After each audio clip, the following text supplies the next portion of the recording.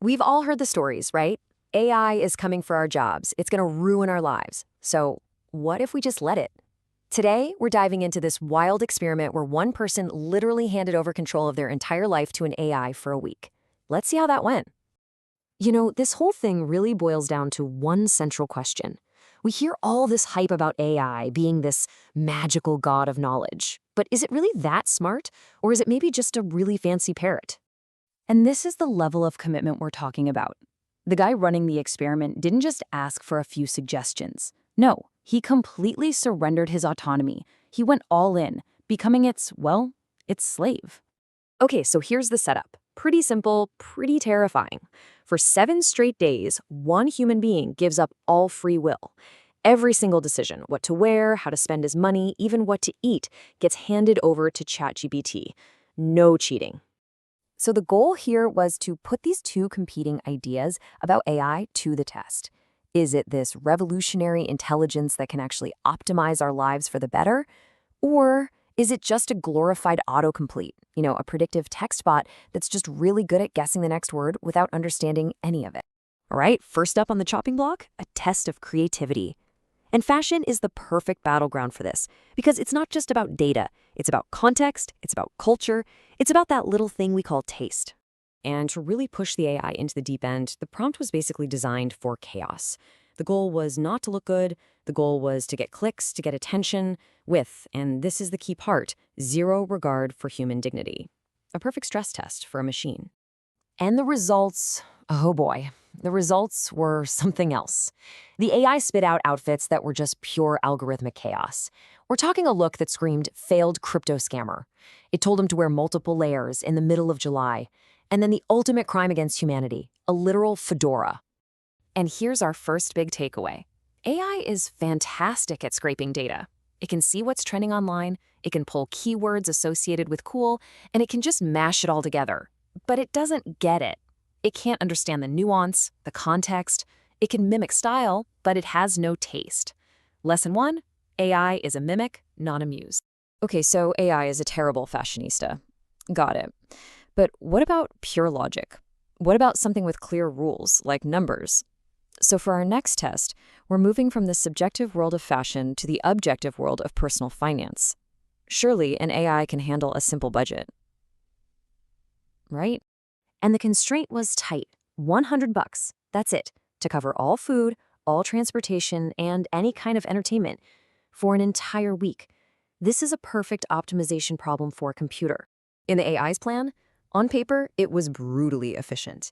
It said, buy bulk oats, that'll cover your calories. It said, walk everywhere, even a 14-mile round trip to save money. But this is where you see the huge problem. The plan completely ignores the fact that a human has to live it. This wasn't a budget for living. It was a script for mere survival. And this brings us to this really key idea, the human margin. It's all that unquantifiable stuff. The spontaneous coffee with a friend, the bus ride home when you're exhausted, the simple joys that make life worth living. To a pure algorithm, all of that just looks like inefficiency. The AI balanced the budget perfectly, but it completely forgot about joy. So lesson 2 is clear. Optimization without humanity isn't really optimization at all. It's just deprivation. All right, for our final test, we're getting to the very core of how these AI models actually work. We're going to test its fundamental logic by asking it to do something simple. Cook a meal. But with a few severe limitations. So the AI was given a list of only the random ingredients that were actually in the fridge. And just look at this list. We're talking pickles, chocolate syrup, eggs, and some leftover pizza. It's a chaotic mix of savory, sweet, and just why? A real challenge for any chef, human or machine. Now, to understand what's about to happen, you have to know how these things think. A generative AI just predicts the next most likely word. It knows chocolate is often followed by syrup, and eggs are often scrambled. But when you give it chaotic inputs, it starts to, well, the technical term is hallucinate. It connects dots that should never, ever be connected. And this is the result of that hallucination. It came up with a recipe for something it called a glitch burger. Step 1 involved making a pickled chocolate egg scramble. And the final step, the one that I think breaks the laws of physics and decency, it instructed him to boil the leftover pizza. Boil the pizza. And the final product was, as you can imagine, a complete nightmare. I think this quote from the host just says it all. It captures the flavor of pure, unfiltered algorithmic chaos perfectly. That is the taste of data gone horribly wrong.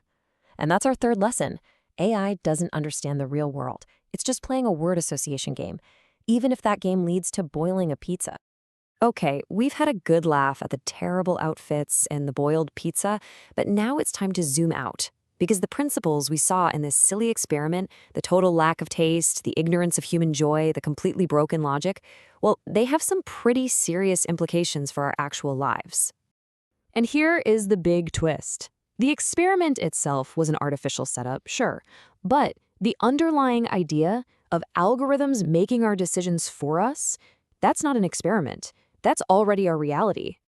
And don't think for a second this is some distant future. Just think about your day. The TikTok For You page decides the videos you see. Spotify's Discover Weekly curates the music you hear. Amazon's recommendations are constantly telling you what you should buy. Even Tinder's algorithm is suggesting who you should date. We've already handed over the keys to so many parts of our lives. And the end goal for the tech industry is this concept they call hyper-personalization. It's a future that's so convenient, so perfectly optimized, that your preferences are anticipated before you even know you have them, a world where you might never have to make a meaningful choice again. So this really forces us to ask a tough question. What is our role in this new system? Are we still the users in control, or are we slowly, quietly becoming the fuel? Are all of our unique choices, our joys, our silly mistakes just becoming data points to train a more efficient machine? And that leaves us with the biggest, most important question of all. This whole experiment showed that when you strip away friction and optimize for pure efficiency, you can also strip away joy and humanity. So if we outsource all of our decisions, big and small, what's left of us? At what point does a perfectly optimized life stop being a life at all?